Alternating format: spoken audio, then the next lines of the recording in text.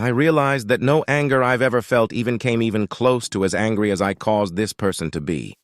So this wall of text story I'm about to tell is probably more for my own benefit than the benefit of others.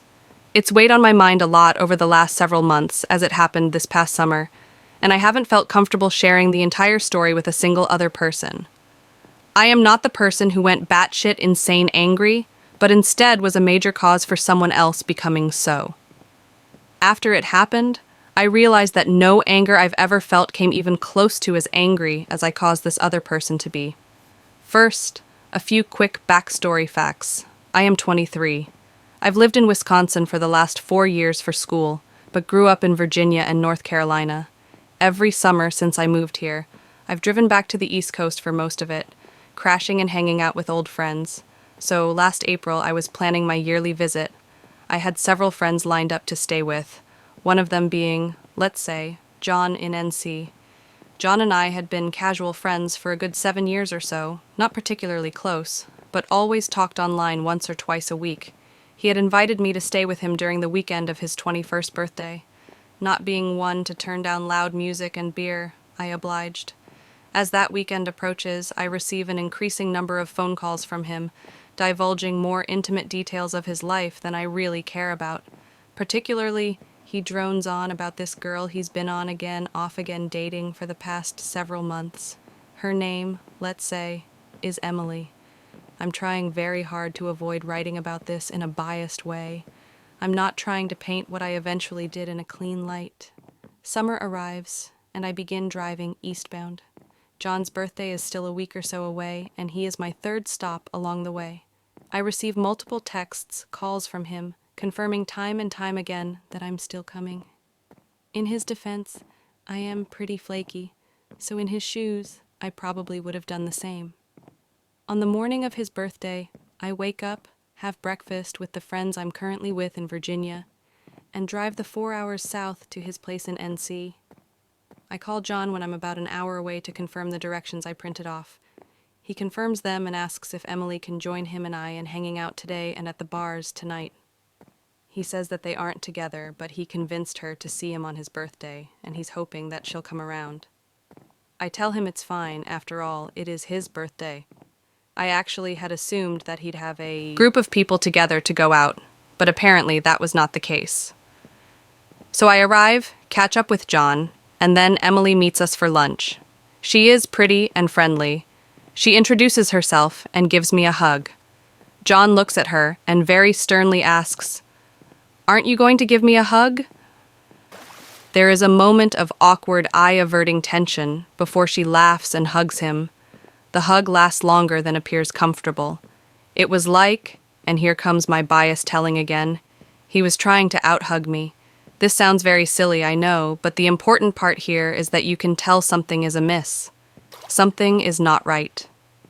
We're seated at a table, 2 chairs on each side, and Emily goes to the bathroom before she sits down. John and I sit opposite one another as the hostess gives us each a menu and sets the third at the empty seat next to me. "No," John says, looking at both the hostess and me. He picks up the third menu, moves it to the seat next to him, and slams it down on the table. The hostess apologizes, confusedly, and I stare straight down. Nothing is said for the minute Emily is in the bathroom, but when she returns, John is as bubbly as domestic beer on tap. It's uncomfortable, weird, and even a little scary. I bite my tongue, though. After all, I'm only there for a few days, and it is his birthday. As the afternoon continued, little events like this continued with alarming regularity. Nothing of epic proportions, but enough to make conversations stagnant and uncomfortable, for me at least.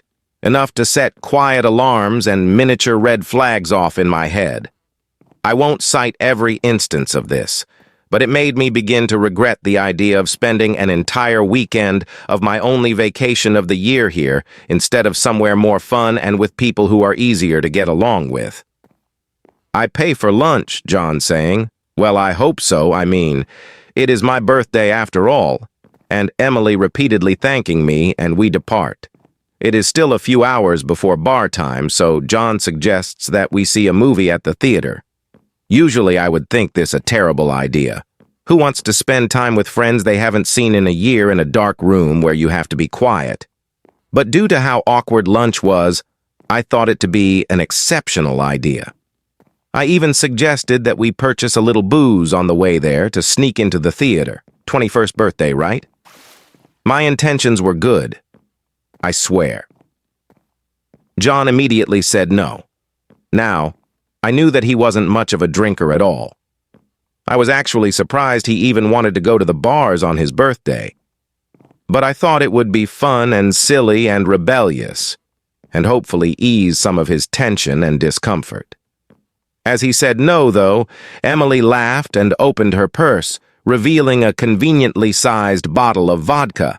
"One step ahead of you," she said to me. John let out an audible sigh, ran his hands through his hair, and said, "Fine, whatever. Let's just go. I'll ride with Emily. You can follow us." I laughed, a sort of passive-aggressive "screw you, buddy" laugh. Emily started to say something but bit her tongue, so I followed her car to the theater. We walked in. Emily insisted on paying this time, thankfully, since John made no attempt or offer to, and down the aisle in the almost empty theater, John leading. When we hit the middle-ish aisle, he said, "After you," pointing directly at me. Cue passive-aggressive laugh. I walk down the aisle and sit. John follows, and Emily brings up the rear of our unfortunate and misguided quartet. The movie had Ben Stiller in it. I don't remember what it was called, but I remember the complete silence at first. I remember looking past John and at Emily's purse on the ground in front of her, hoping she'd dare to procure the bottle sleeping inside of it. 20 minutes into the movie, as if she had been building up the courage to do it, she bent over and took out the bottle, offering it to John. You know when you're at a friend's house and go to use the bathroom, opening the lid of the toilet to reveal that there is a large volume of someone else's shit clogging the thing? That's how John looked at Emily, like a stranger's shit in a backed-up toilet. Emily then reached over John and offered it to me. I nodded towards her, my eyes saying, "After you." She took 2 bites from it, one for herself and one, I assumed, in a vain attempt to drown the unfortunate situation. She then handed it off to me, and I did the same. "I need some air," John said, standing up suddenly, accidentally stepping on my foot and exiting the theater. Emily and I made eye contact when he left, silently apologizing to each other, and exchanged the bottle another 3 rounds in the 10 minutes John was absent. When he returned and sat without a word, Emily gave him a curt pat on his thigh. "Relax," she whispered. He stifled a condescending scoff. As I continue this story, I'm throwing bias to the wind. I'm remembering details which, until now, I had forgotten entirely, and I'm beginning to see the situation with more clarity than ever.